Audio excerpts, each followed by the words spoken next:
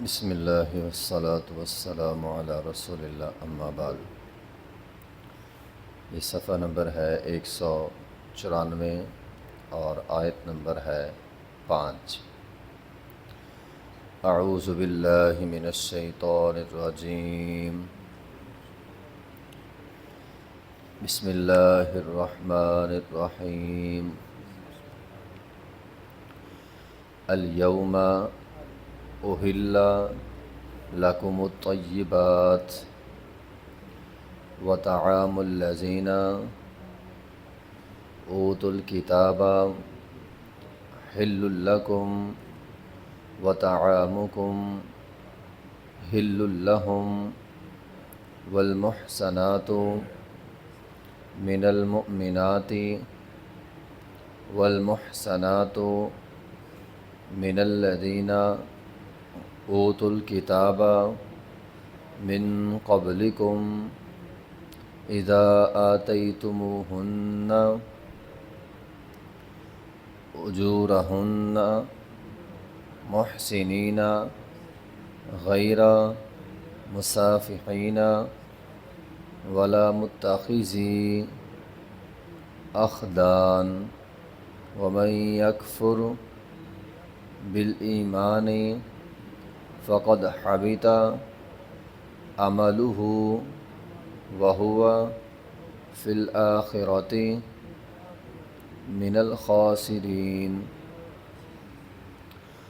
الیوم آج کے دن احل لکم الطیبات حلال ہے تمہارے لیے ہر پکیزہ چیز، وطعام الذین اور کھانا ان لوگوں کا اوتوا الکتاب جو کتاب دیے گئے، حل لکم تمہارے لیے حلال ہے، یہود اور عیسائیوں کا کھانا تمہارے لیے حلال ہے، وطعامکم اور تمہارا کھانا حل لہم ان کے لیے حلال ہے، والمحصنات اور پاک دامنہ عورتیں من المؤمنات مومنوں میں سے، والمحصنات اور پاک دامنہ عورتیں من الذین ان لوگوں میں سے اوتوا الکتاب جو کتاب دے گئے من قبلکم تم سے پہلے جو پاک دامنہ عورتیں ہیں یہود کی یا عیسائیوں کی، ان سے نکاح بھی حلال ہے، اذا آتیتموہن جب کہ تم ان کو دو، اجورہن ان کا حق مہر، محسنین نکاح کرنے کی غرض ہو، غیر مصافحین نہ کہ زنا کرنے کی، ولا متخذی اخدان نہ چھپی یاری دوستی لگانے کی، ومن یکفر بالایمان جو ایمان کے ساتھ کفر کرے گا، فقط حبط عملہ اس کے عمل ضائع ہو جائیں گے، وہو فی الآخرۃ من الخاسرین اور وہ آخرت میں خسارہ پانے والا ہوگا۔ الیوم آج کے دن سے مراد 9 عرفہ جس دن یہ آیت کریمہ نازل ہوئی تھی۔ 9 عرفے کے دن نبی علیہ الصلوۃ والسلام نے فرمایا اللہ تعالیٰ نے تمہارے لیے ضرورت کی تمام چیزیں حلال کر دی گئی ہیں۔ ساتھ ایک مزید اہم بات اللہ رب العزت نے ارشاد فرمائی، وطعام الذین اوتوا الکتاب حل لکم وطعامکم حل لہم۔ اہل کتاب یہود اور عیسائی ان کا کھانا کیا وہ ہمارے لیے حلال ہے؟ اور پھر خاص طور پہ ان کے ہاتھ سے ذبح کیا ہوا جانور کیا وہ ہمارے لیے حلال ہے؟ اصل سوال یہ تھا۔ تو فرمایا اہل کتاب کا کھانا تمہارے لیے حلال ہے، یہودی کھانا پکائے کوئی عیسائی کھانا پکائے وہ ہمارے لیے حلال ہے، لیکن پچھلی آیت کی سابقہ 2 شرائط کے ساتھ، حلال ہو کھانے والی چیز جو ہے وہ حلال ہو، اور طیب ہو پکیزہ چیز ہو، حلال ہو، پکانے والا اگرچہ یہودیوں میں سے کوئی ہو یا عیسائیوں میں سے کوئی ہو وہ حلال ہے۔ اور اسی طرح اگر اس کا تعلق گوشت کے حوالے سے ہے تو پھر مزید شرائط ہیں، جانور حلال ہو، اللہ کا نام لے کر ذبح کیا گیا ہو، اور غیر اللہ کا نام نہ لیا گیا ہو، اور نہ جس جگہ ذبح کیا گیا ہو وہ غیر اللہ کے نام کی ہو، نہ جگہ نام کی ہو نہ غیر اللہ کا نام لیا جائے، تو جو اللہ کے نام کا جانور ہے حلال جانور ہے وہ حلال ہے ہمارے لیے۔ اسی طرح ایک اور شرط ہے کہ اس کو ذبح کیا گیا ہو۔ بعض اوقات غیر مسلم جو ہے وہ ذبح نہیں کرتے، مشین کے ساتھ گردن اتار دیتے ہیں۔ ایسا جانور یک بار کی مشین کے ساتھ جس کی گردن اتری ہوئی ہو وہ حلال نہیں ہے۔ کیوں نہیں حلال؟ کیونکہ اس کا دم مصفوع نہیں نکلا، جو حلال کرتے وقت خون سارا نکلتا ہے وہ تو گردن اترنے سے آدھا جسم کے اندر رہ جاتا ہے، اس لیے وہ جانور حلال نہیں ہے۔ خیبر کے موقع پہ نبی علیہ الصلوۃ والسلام نے ایک یہودن عورت کی دعوت قبول کی تھی جس نے بکری کا گوشت بنایا تھا۔ آپ نے دعوت کھائی بھی لیکن اس نے زہر ملا دیا تھا، یہ بخاری کی حدیث ہے۔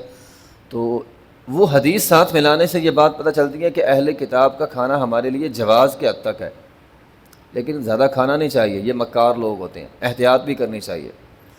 نبی علیہ الصلوۃ والسلام نے کھانا کھایا، اس میں زہر تھی، ٹھیک ہے، یہ لوگ نبی علیہ الصلوۃ والسلام کو بھی زہر دینے والے ہیں، اس لیے احتیاط کرنے چاہیے۔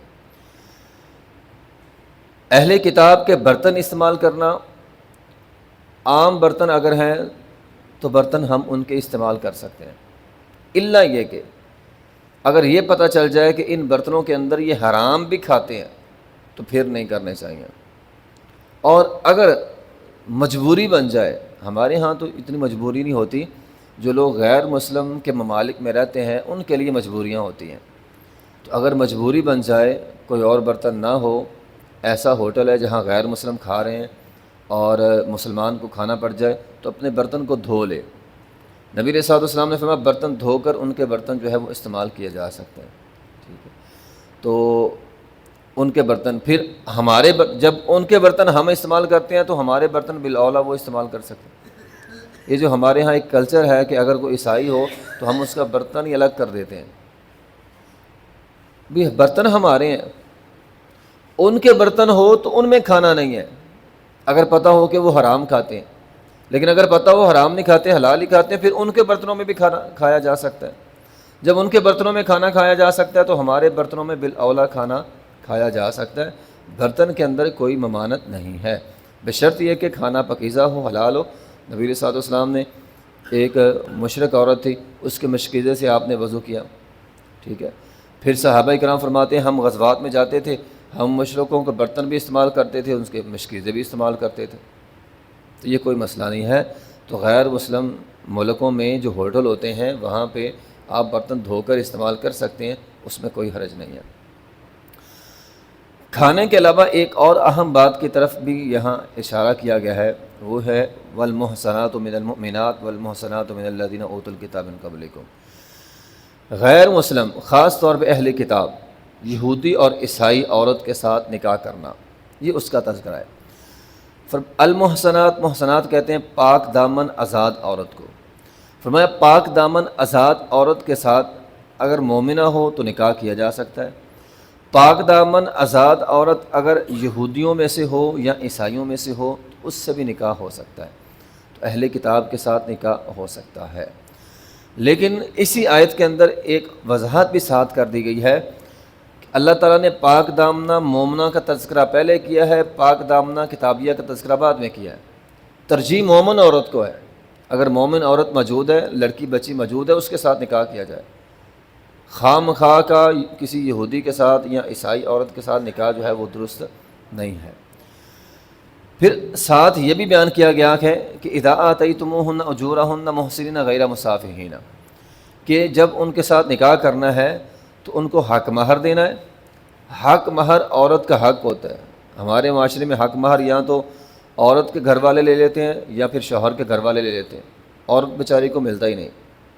قرآن نے اکثر جگہ جہاں بھی حق مہر کا تذکرہ آیا ہے، قرآن نے یہ کہا ہے حق مہر عورت کا حق ہے، اس کو دینا چاہیے، وہ اپنی مرضی سے جہاں چاہے استعمال کرے۔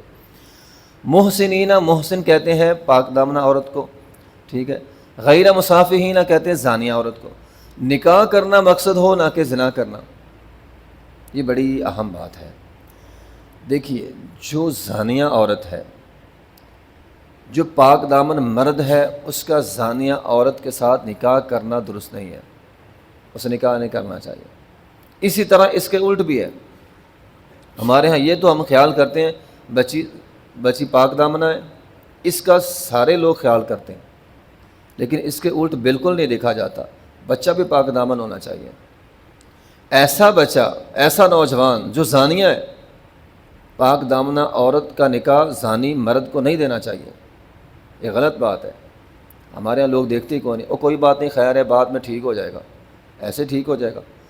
جس نے پہلے ہی یاریاں لگائی ہوئی ہیں، آگے اللہ تعالیٰ فرمانا ولا متخذین اخدان، جو بچہ پہلے یاری دوستی لگا کے بیٹھا ہے، پاک دامنہ بچی دے دیں گے، وہ اس کے ساتھ بھی نہیں رہے گا، اپنی یاری دوستہ بھی بہار رکھے گا، اس کا گھر بھی تباہ کرے گا، اپنا گھر بھی تباہ کرے گا۔ تو قرآن کہتا ہے پاک دامن مرد کا پاک دامن عورت کے ساتھ نکاح، پاک دامن مرد ہے اس کا نکاح پاک دامن عورت کے ساتھ ہونا چاہیے۔ پاک دامن عورت ہے، پاک دامنہ بچی ہے، اسے کبھی بھی ایسے مرد کے نکاح میں نہیں دینا چاہیے جو پاک دامن نہیں ہے، جو بد کردار ہے۔ بد کردار کے ساتھ پاک دامنہ عورت کا پاک دامنہ بچی کا نکاح جو ہے وہ نہیں ہونا چاہیے۔ نبی علیہ الصلوۃ والسلام نے حدیث کے اندر اگر ساتھ ایک حدیث ملائیں تو آپ علیہ الصلوۃ والسلام نے فرمایا تھا نکاح 4 چیزوں کی وجہ سے کیا جاتا ہے، مال کی وجہ سے، حسن و جمال کی وجہ سے، نسب کی وجہ سے، خاندان کی وجہ سے، اور دین کی وجہ سے۔ تو فرمایا دین کو ترجیح دینی ہے۔ ہمارے یہاں مسئلہ یہ ہے کہ ہم نے دین کو اٹھا کے آخر میں رکھ دیا۔ مالدار ہے، اچھا خاندان ہے، ٹھیک ہے نکاح کر دو، دین وہ کوئی بات نہیں، خیر ہے نمازی بن جائے گا۔ آپ اندازہ لگائیں ذرا اس بات کا، نبی علیہ الصلوۃ والسلام نے فرمایا دین کو ترجیح دینی ہے، ہم نے دین کو اٹھا کے آخر میں رکھ دیا، اور یہ نتیجہ ہمارے سامنے۔ جب والدین نمازی نہیں ہوں گے تو اولادیں کیسے نمازی ہوں گی؟ 20 گھر آپ بھی جانتے ہوں گے، میں بھی جانتا ہوں، جو 7 بجے پورا گھر ہی 7-8 بجے اٹھتے ہیں، نہ ماں باپ نے اٹھنا ہے نہ بچوں نے نماز پڑھنی۔ وجہ کیا ہے؟ جب ہم نے نکاح کیا تھا دین کو ترجیح نہیں دی تھی، دین کو ترجیح نہیں دی، پورا گھر ہی بے نماز ہے، نہ لڑکا نماز پڑھتا تھا، اگر بچی پڑھتی تھی تو وہ بھی اب نماز نہیں پڑھتی، آگے اولادیں بھی نمازیں کو نہیں پڑھتی۔ تو دین کو ترجیح نہیں ہے، دین کو ترجیح دینی چاہیے، دیندار مرد کا نکاح دیندار عورت کے ساتھ کرنا چاہیے۔ تو بہرحال وَمَن يَكْفُرْ بِالْإِيمَانِ، یہ بڑی اہم بات ہے۔ اللہ تعالیٰ فرماتے ہیں کتابی عورت کے ساتھ نکاح درست ہے، یہودی عورت کے ساتھ نکاح درست ہے، عیسائی عورت کے ساتھ نکاح درست ہے، لیکن اس بات کا خیال رکھنا ہے کہ کہیں ان کے ساتھ نکاح کرنے کے بعد ان کی محبت میں اپنے ایمان سے ہاتھ نہیں دھو بیٹھنا۔ وَمَن يَكْفُرْ بِالْإِيمَانِ، جو اپنے ایمان کو چھوڑ دے گا فقد حبط عملہ، اس کے عمل جو ہیں وہ ضائع ہو جائیں گے، وَهُوَ فِي الْآخِرَةِ مِنَ الْخَاسِرِينَ۔